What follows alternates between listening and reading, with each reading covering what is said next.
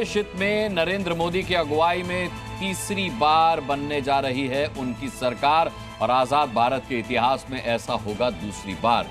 प्रधानमंत्री, देश के पहले प्रधानमंत्री पंडित जवाहरलाल नेहरू ने ये इतिहास रचा था कि लगातार तीसरी बार अपनी सरकार बनाई थी और उसके बाद ये नरेंद्र मोदी करने जा रहे हैं, क्योंकि आप देख सकते हैं आंकड़े एनडीए के पक्ष में हैं। 253 सीटों पर एनडीए गठबंधन इस वक्त आपको आगे नजर आ रहा है। बहुत बेहतरीन प्रदर्शन विपक्ष के तौर पर इंडिया गठबंधन की तरफ से रहा है। 233 सीटों का अभूतपूर्व प्रदर्शन, उम्मीद से परे, उम्मीद से ज्यादा प्रदर्शन।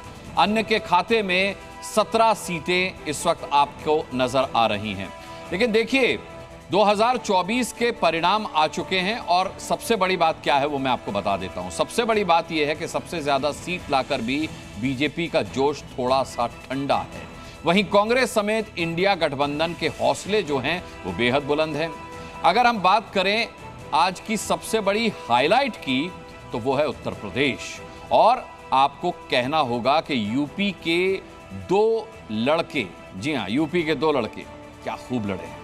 प्रधानमंत्री नरेंद्र मोदी और यूपी के सीएम योगी आदित्यनाथ की अपराजय कहीं जाने वाली जोड़ी जो है, डबल इंजन की सरकार कही जाने वाली जोड़ी जो है वो राहुल और अखिलेश की जोड़ी उस पर भारी पड़ गई। इस समय एनडीए और इंडिया गठबंधन, दोनों गठबंधन जो है वो अपनी अपनी जीत के दावे कर रहे हैं। लेकिन सही मायने में देखें तो इस चुनाव में जी न्यूज के एआई एग्जिट पोल की जीत हुई है।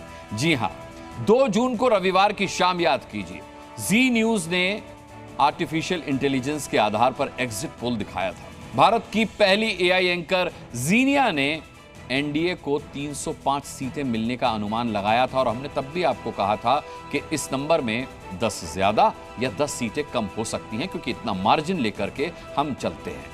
और अगर आप 305 में से 10 कम कर दें तो देखिए 295 का नंबर बनता है जो हमने एनडीए के लिए कहा था। और नतीजे में भी एनडीए का स्कोर इसी नंबर के बेहद करीब, यानी कि बस 2 नंबर कम है। बाकी तमाम न्यूज चैनल्स ने एनडीए को 350 से लेकर 400 तक सीटें दे दी थी, लेकिन हमारा एआई एग्जिट पोल सबसे सटीक रहा। बेशक जिस दिन हमने ये एआई एग्जिट पोल किया उस पर संशय की दृष्टि से उसे कई लोगों ने देखा था, लेकिन ये नतीजे के सबसे करीब रहा। और इसीलिए इंडिया गठबंधन के नेताओं ने हमारे एआई एग्जिट पोल का अब लोहा भी माना है और अब भारतीय जनता पार्टी भी ये मान रही है कि हमारा एआई एग्जिट पोल हकीकत के बहुत करीब रहा। देखिए, जिस चुनावी नतीजे को देखने के लिए आप सुबह से टीवी या मोबाइल स्क्रीन पर न्यूज चैनल्स लगा करके बैठे होंगे, उसकी पूरी पिक्चर मैं आपको सिर्फ 8 पॉइंट्स में दिखाने जा रहा हूं। क्या है वो 8 पॉइंट्स? पहली बड़ी बात, लगातार 2 लोकसभा चुनावों में पूर्ण बहुमत हासिल करती आ रही बीजेपी इस बार अकेले के दम पर बहुमत से 33 सीटें दूर रह गई है। अभी तक की स्थिति यही है।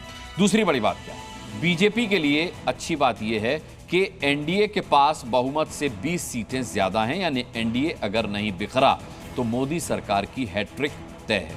तीसरी बड़ी बात, इंडिया गठबंधन भी सरकार बनाने से ज्यादा दूर नहीं है। उसे बहुमत के लिए 38 से 39 सीटें चाहिए और अगर वो एनडीए से बीजेपी के 2 बड़े सहयोगी दलों को तोड़ने में सफल रही तो फिर सरकार भी बना सकती है। इस संभावना से भी इनकार नहीं किया जा सकता। आते हैं चौथी बड़ी बात पर।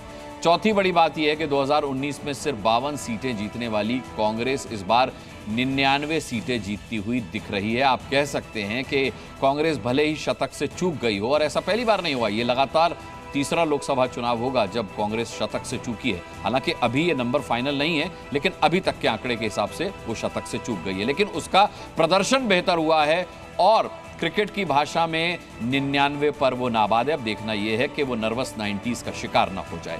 पांचवी बड़ी बात क्या है? इस चुनाव में समाजवादी पार्टी सीट जीतने के लिहाज से तीसरी सबसे बड़ी पार्टी बन गई है और टीएमसी चौथे स्थान पर है। समाजवादी पार्टी को 38 सीटें और टीएमसी को 29 सीटें मिलती दिखाई दे रही हैं। अब आते हैं 8 में से छठी बात पर। छठी बात यह है कि उत्तर प्रदेश में मोदी योगी पर यूपी के 2 लड़के भारी पड़ गए हैं। यूपी की 80 लोकसभा सीटों में से 44 सीटें समाजवादी पार्टी और कांग्रेस गठबंधन जीतता हुआ दिख रहा है। वहीं पिछली बार 64 सीटें जीतने वाला एनडीए सिर्फ 35 सीट पर सिमटता हुआ दिखाई दे रहा है। आगे बढ़िए और अब सुनिए 7वीं बात क्या है। यूपी के अलावा महाराष्ट्र, बंगाल और राजस्थान में बीजेपी को बहुत बड़ा नुकसान उठाना पड़ा है। इसकी भी समीक्षा भारतीय जनता पार्टी भी करेगी और आगे हम चर्चा में भी करेंगे। 8वीं और आखिरी बात, आम आदमी पार्टी और कांग्रेस के गठबंधन के बावजूद दिल्ली में बीजेपी ने सभी 7 सीटें अपनी बरकरार रखी हैं, यानी कि क्लीन स्वीप उसका हुआ है और ये दिल्ली के लिहाज से बीजेपी के लिए बहुत अच्छी खबर है। देखिए, चुनावी परिणाम सामने आने के बाद आज शाम राहुल गांधी, सोनिया गांधी और प्रियंका गांधी वाड्रा के साथ प्रेस कॉन्फ्रेंस करने आए मल्लिकार्जुन खड़गे भी थे। हालांकि प्रियंका गांधी सामने नहीं आई, राहुल गांधी ने उस पर चुटकी भी ली कि मेरी बहन भी साथ में है, लेकिन वो पीछे छिपी हुई हैं।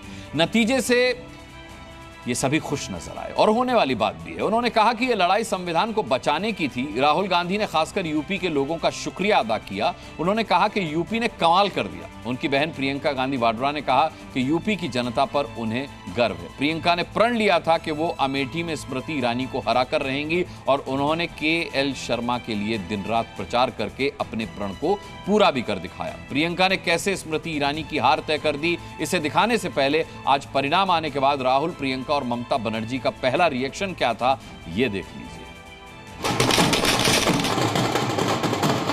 लड़ाई संविधान को बचाने की। अदानी जी के आपने स्टॉक्स तो देखे होंगे, देखे? कमाल करके दिखा दिया यूपी के जनता।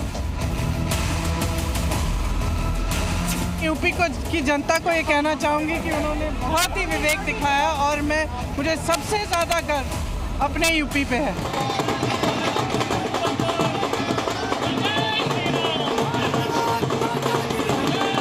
मोदी जी बहुत सारे पार्टी को तोड़ा है, अभी जनता ने उसको तोड़ दिया।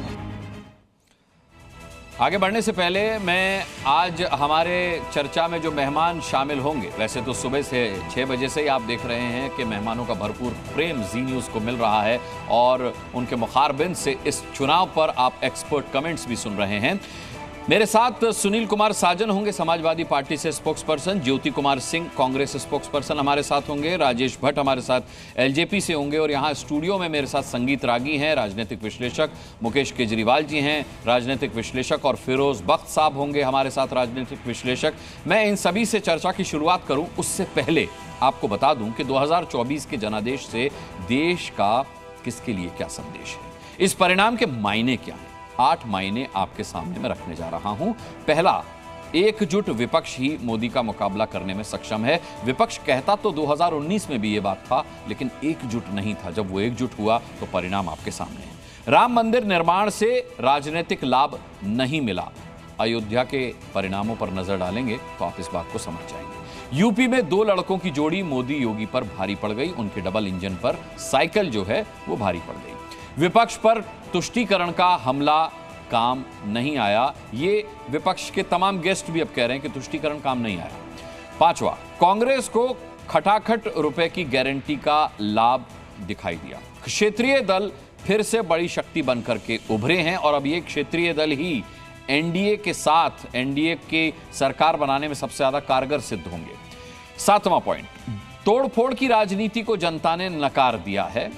8वां बिंदु जो है वो ये है कि विकास और जन कल्याण योजनाओं से बहुमत हासिल हुआ है, चाहे किसी को भी हुआ हो, इंडिया गठबंधन की पार्टीज को हुआ हो या फिर एनडीए गठबंधन की पार्टीज को हुआ हो। देखिए, इस बार के चुनाव में अमेठी सीट पर सबकी नजर थी और इस सीट पर राहुल गांधी की जगह कांग्रेस ने किशोरी लाल शर्मा को उतारा था, लेकिन अमेठी की पहली पसंद स्मृति नहीं, किशोरी लाल बने।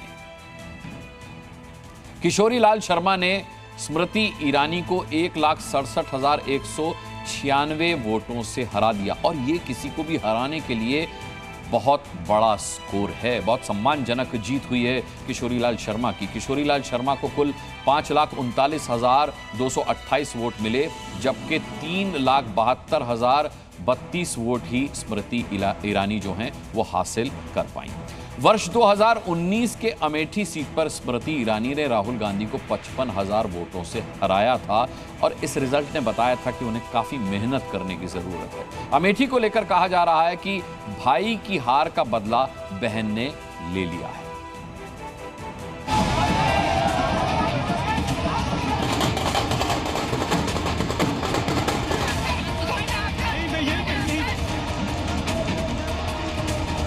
अमेठी से लेकर दिल्ली तक जश्न का माहौल है। कांग्रेस कार्यकर्ताओं का जोश हाई है। इसकी एक वजह अमेठी लोकसभा सीट भी है।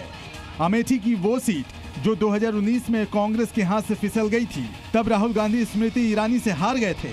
भाई की उसी हार का बदला बहन ने 5 साल बाद लिया है। भाजपा के सभी संकल्पित कार्यकर्ताओं की ओर से क्षेत्र की जनता के चरणों में वंदन और अभिनंदन। रणनीति के तहत कांग्रेस ने आखिरी समय में इस सीट से किशोरी लाल शर्मा को मैदान में उतारा, जो जमीन से जुड़े हुए नेता थे।